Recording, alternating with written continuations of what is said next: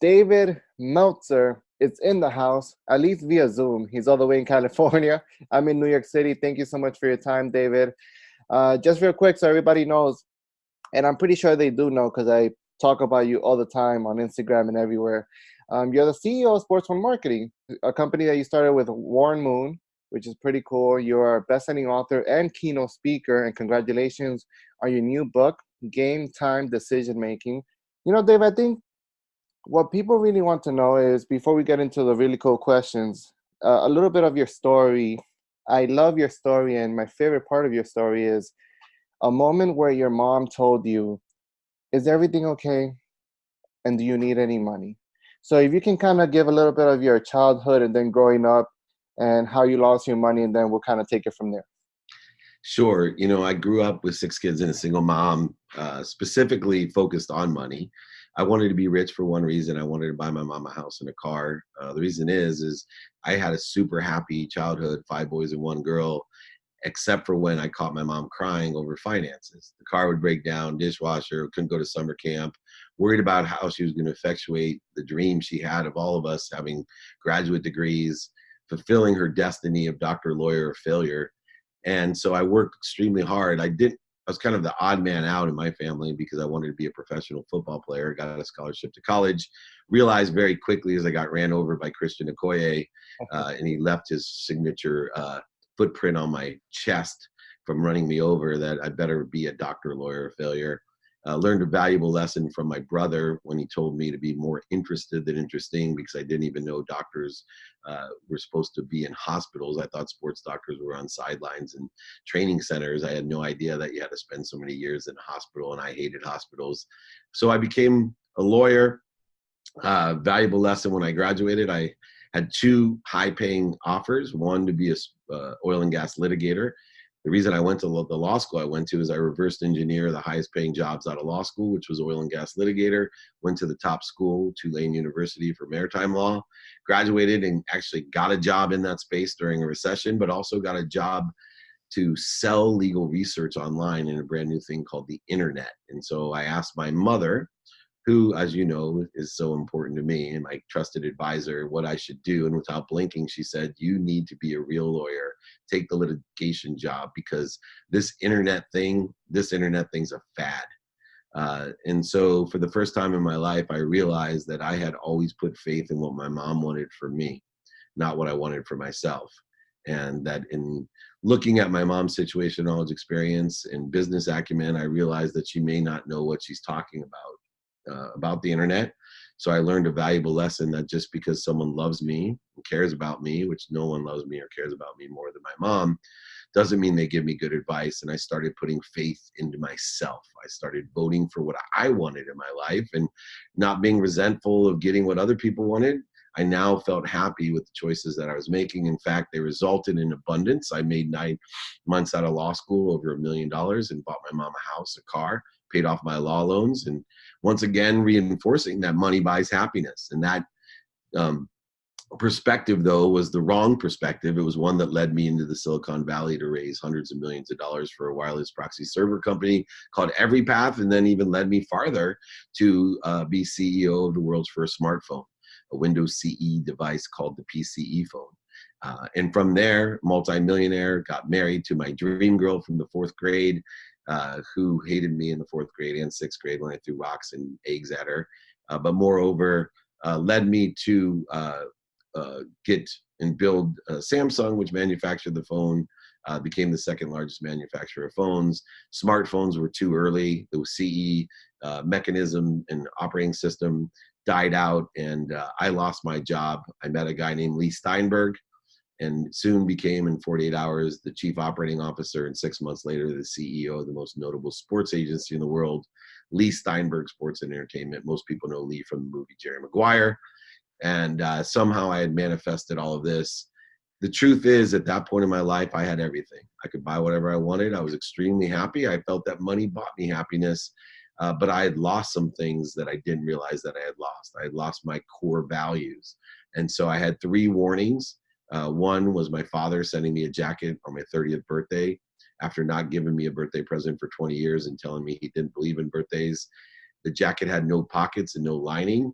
and told me the reason he gave it to me is so I would remember that I couldn't take anything with me, that my goal of being the richest man in the cemetery was a foolish one, and that I was just like him. I was a liar, an overseller, a manipulator, a salesman generally.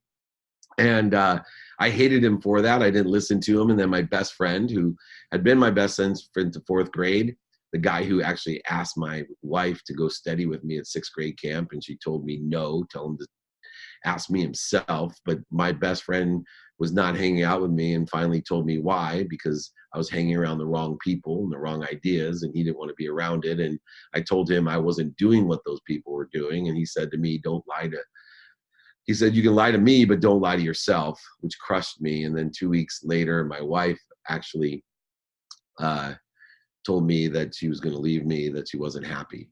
And after spending a half a day in bed, furious and figuring out how I was going to get a divorce and how mad I was, I realized my wife, my dad, and my best friend were all right.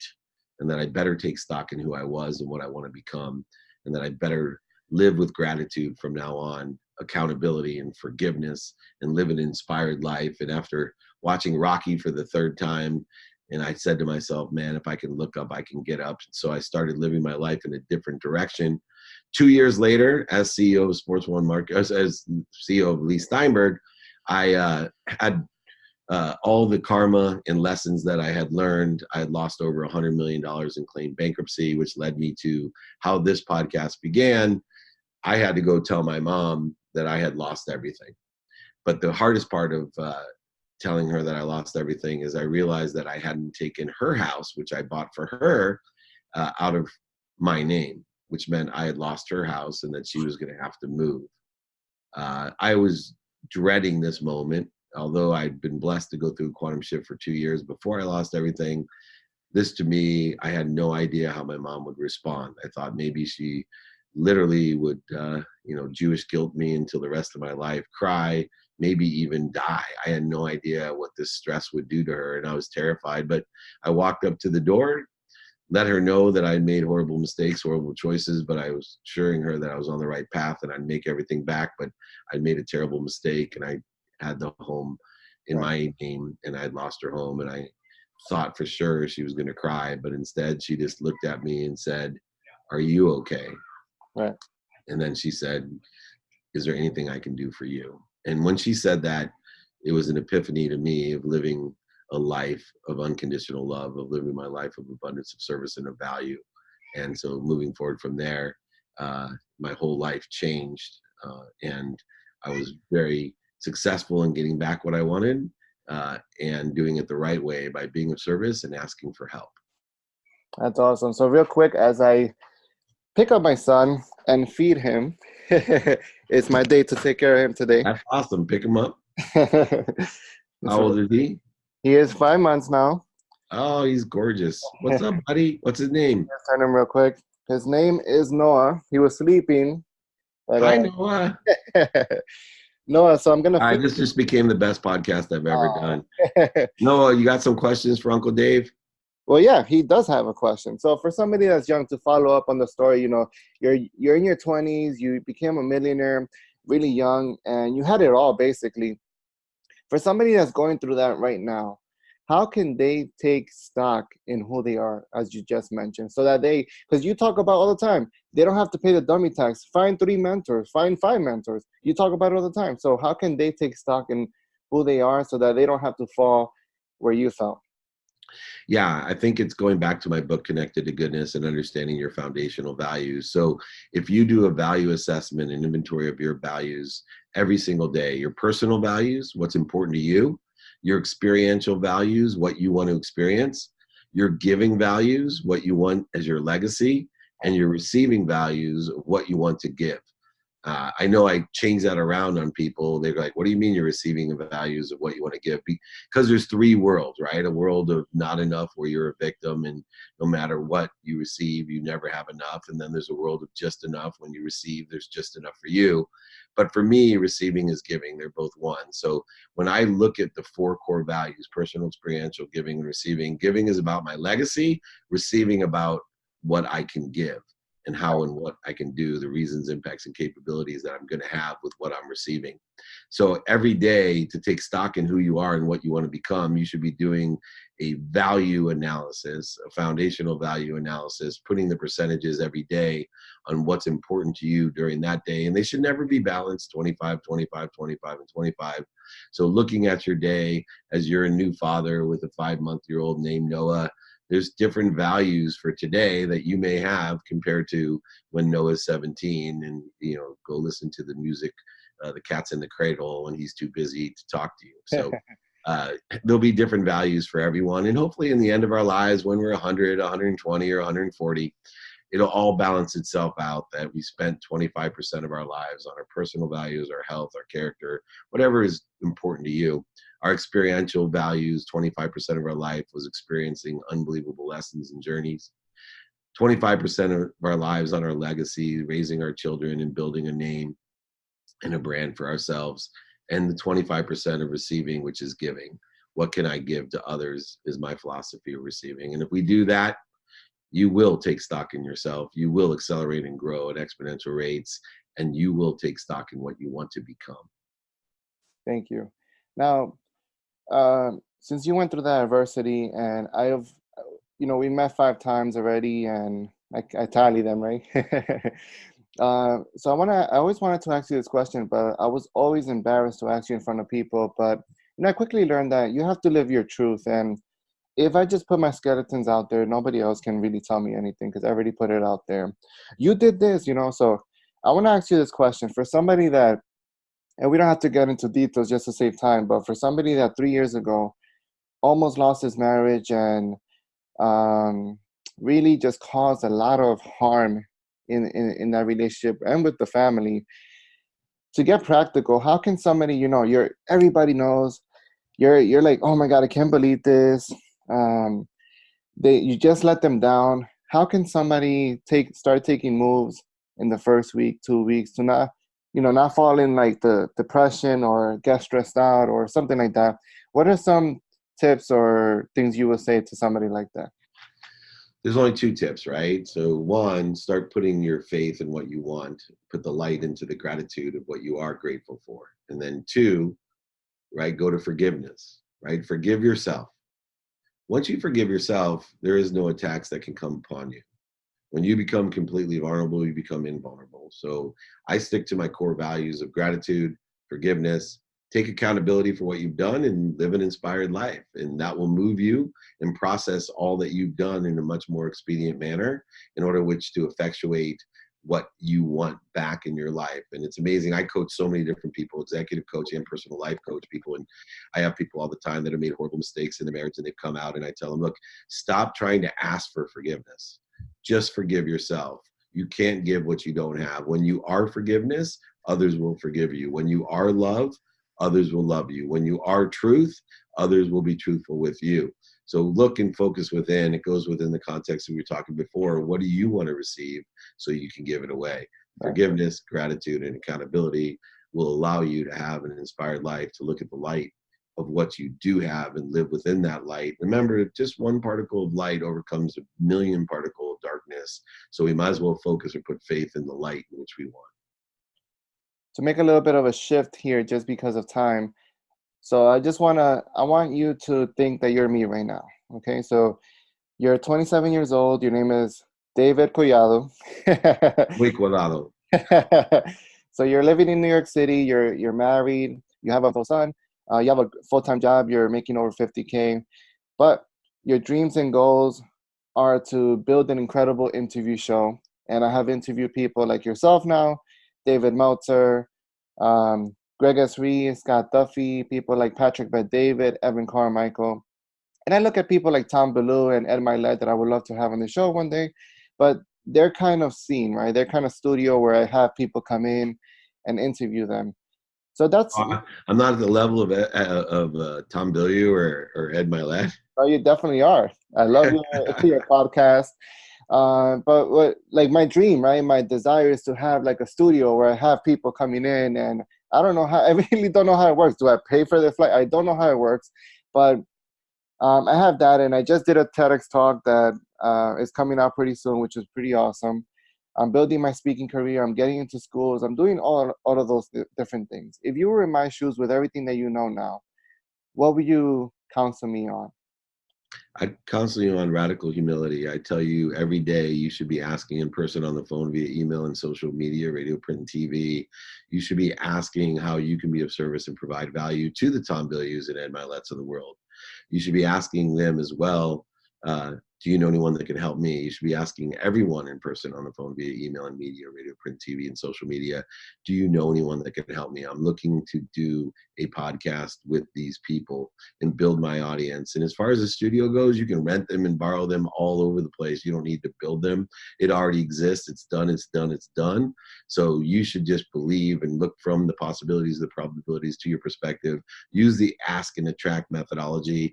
Believe in yourself. Aggregate your faith of what you think, say, do, and believe, including the unconscious competencies that you have, that you already have enough in order to get whoever you want. Trust me, my brand's as big as those guys' brands. And there's other people that would want to come on. You just have to ask, right? I didn't care that you were sitting there in your living room. I didn't care you have your son, right? I've sat on the biggest shows on earth, and I'm more than willing to help you because you asked. And so live with radical humility, ask and attract, and you will succeed and accelerate and grow. So that's the best piece of advice I can give to you and give to myself.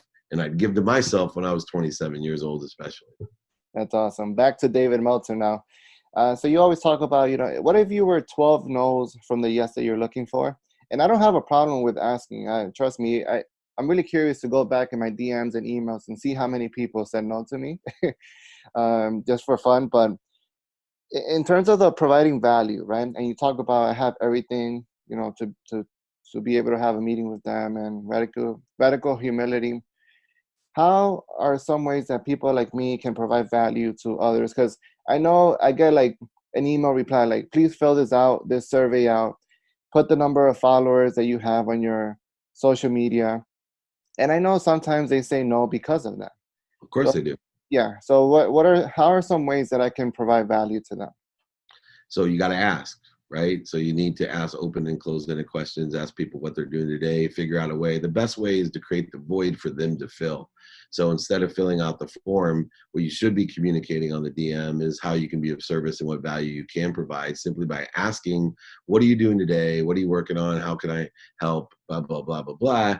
And then, like me, as you showed up 5 times to my meetups, asking questions, providing value, being a great input and a great supporter, ambassador of mine, when you asked me to be on this, I had to fill that void because you had put the effort, the aggregate of your faith, the things you were thinking, saying, and doing, and believing were being an ambassador of mine. And I wanted you to show you the support and gratitude for the support that you gave me. So it's a simple methodology. It's a great way to end the interview. We all need to live with radical humility. We all need to ask for help, and we need to ask the questions of what we're doing today so we can create a void for the universe to fill. Does that sound fair? It sounds very fair. And real quick before we ended, so I wanted to show the people the 2 books you gave me in the mail. I remember like yesterday, I commented in a post that you had, and I said, I really don't know how to talk to you or how to get close to you.